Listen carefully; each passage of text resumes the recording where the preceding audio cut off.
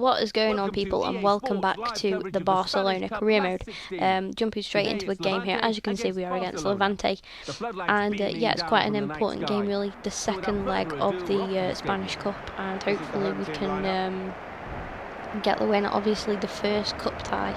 If you missed the previous episode, I'd recommend you do go check it out, but if you can't be bothered, then basically in the previous episode we played the first leg of this game and drew 0-0. Now I thought it was going to go to a replay, but it actually turns out that it was just going to go, like, it's over 2 legs, so there's no need for a replay. So yeah, we need to win this game to go to the next round in the cup. Here's my lineup. If you want to pause, feel free to do so at any moment. So yeah, unfortunately, a bit of a mess at the back there caused for Levante to go 1-0 up in the 20th minute there. I'm not sure what really happened. Montoya tried to pass back, I think, and it kind of failed. Vermaelen was there, but he couldn't quite get to it. It was Montoya's fault, in all fairness, so I don't know what he's doing there. And then in the 40th minute was, yeah, just before, pretty much just around half time, Uche pulls this fantastic shot. Didn't even take a deflection, went straight in, and that goal I can take, but the first goal I'm a little bit angry with myself for. So that means that we went into half time 2-0 down. However, at half time I changed things up a bit, and Suarez, just after half time there, as you can see, made movements into the box and was brought down by the Levante defender for a penalty. So up he steps, Luis Suarez. Now, I wasn't sure if to let him take the penalty or not, but then I thought he's probably the best finisher on the pitch at the moment, so why not? And he just powers one into the right hand side there, as you can see, beating the keeper. Keeper absolutely no chance. Luis Suarez. So then, not long after, Suarez gets brought down yet again by the same player. He's quite fortunate to still be on the pitch. Didn't pick anything up for the previous foul, but for that one he got a yellow card. So up he steps again, Luis Suarez, decided to go straight down the middle. Absolutely no mither. Keeper went right, and yeah, puts us on level pegging. So the comeback is on.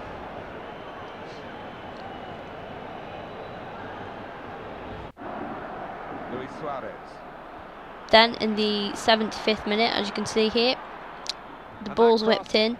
Nobody can quite get to it. Busquets picks it up, gives it to Neymar. What the hell is that for skill, guys? That is absolutely insane. I've never seen anything like that. I've never done anything like that in FIFA before myself. But yeah, lovely goal, and the reason that I'm going to show you a couple of replays of it for that movement. If you watch this first replay back, look at what he does. Busquets just passes it to him, and that little turn, that is so cheeky. What a goal. I'm loving Neymar at the moment. Obviously, if you guys catch the previous episode, he scored that absolute banger of a goal before, and then he's scoring cheeky stuff like this as well. So yeah, Neymar is in my good books at the moment. Look at the keeper there, just in absolute dismay. And then towards the end of the game, just to make matters worse for Levante, they're pushing up because it's only 3-2 late on, and we kind of catched them on the break. Suarez probably deserves most of the credit, but then again, it was a good finish from Soldado, who I substituted on, and yeah, we get a nice healthy 4-2 win away from home, and obviously this means that we advance further in the Spanish Cup, so it's a good result, to be fair. Nice little comeback from us. Good, you know, good sign of champions, really. So as you can see, just a message from Xavi there, just thanking him for the frequent game time that he's getting. He's happy with that, so that's all good.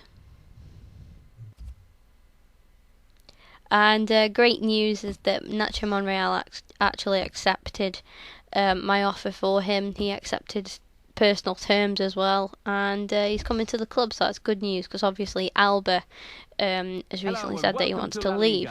Now we're going to jump straight into the next game, the second game of this episode, and yeah, we're away from home again against Deportivo. Nacho Monreal is on, of course, making his debut, and the lineups will be scrolling across the bottom of your screens right now. So yeah, guys, if you couldn't already tell, by the way, I've actually pre-recorded this, then just doing a voiceover. I wasn't home alone when I was recording, so I couldn't add any commentary. But it's no problem. I don't mind doing this at all. Anyway, it still works. So yeah, they're the lineups. Feel free to skip or pause at any time, guys. The first real movement here come from Rafinha. Now, Suarez was in an offside position when I was attacking with Rafinha on the break, so I thought, you know what, we're going to take this all the way. We're gonna try something, and he pulls that off. That was a great goal. Brilliant finish from Rafinha, and it puts us 1-0 up after 15 minutes. Then take a look at this from Suarez. Right here, look at that cheeky little back heel. Busquets plays him through, beautifully executed over the top through ball. Suarez dribbles forward and just finishes it with absolutely no matter. And I think that's probably another decent goal, just purely for that little back heel from Suarez to kind of like set himself up. But then Busquets played a fantastic through ball through to him. And through balls are like my favourite thing on FIFA. Actually, I use them quite a lot, but when you've got strikers like Suarez, you know, why not? And yeah, I was really happy with that goal. I was quite impressed with it. It's a brilliant ball from Busquets, but I love the little back heel from Suarez to set it all up in the first place. But anyway, yeah, that put us 2-0 up, and we did go on to just win by the 2-0, keeping a clean sheet for Bravo. So yeah, good news, and a great result. So yeah, the national offers just keep coming in, but it's still not the one that I want. Got one from Korea there, obviously rejected that.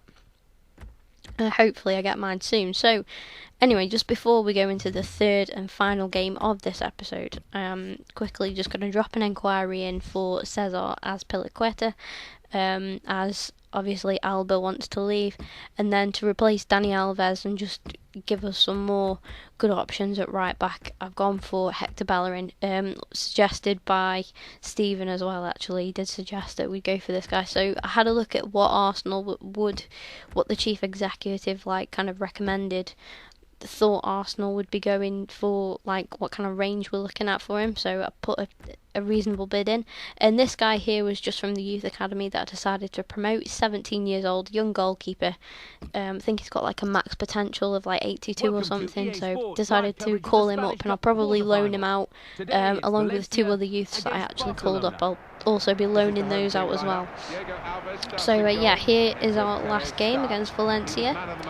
Again, another big game really. It's just a big chance for us to continue our good form, and hopefully finish the episode on 3 wins would be absolutely fantastic. Just saw Valencia's lineup there, and our lineup is right here. So there we go. I've rocked with pretty much a similar starting 11 again, just kind of changed a couple of things, I suppose, at the back, just for fitness issues basically.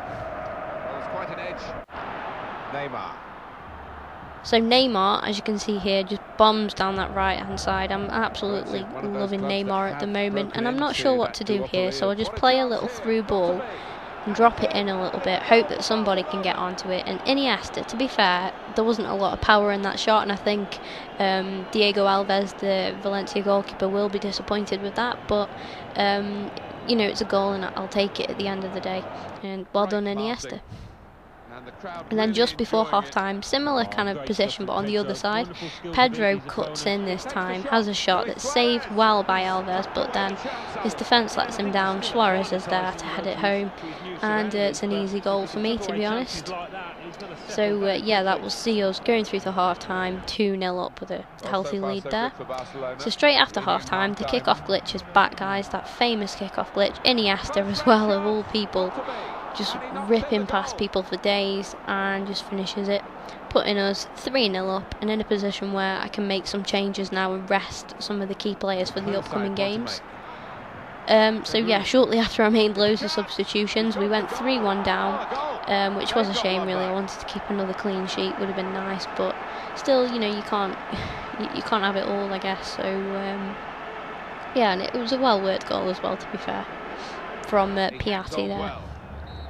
But yeah, it didn't prove to cost too much anyway. Apart from the clean sheet, we still get the win, 3-1, and yeah, a good win in the Spanish Cup there for us.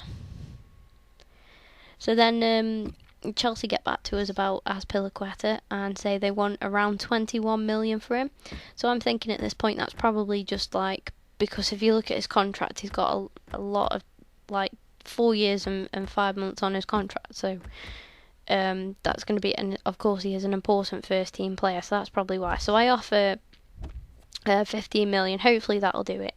Get a message from Testegen saying he wants to play in the next game, so I'll sort that out. Anyway, guys, that is all from me for now, and I'll be back with that next episode very soon. Make sure you like, subscribe, and all of that fun stuff for me, and I'll be back later.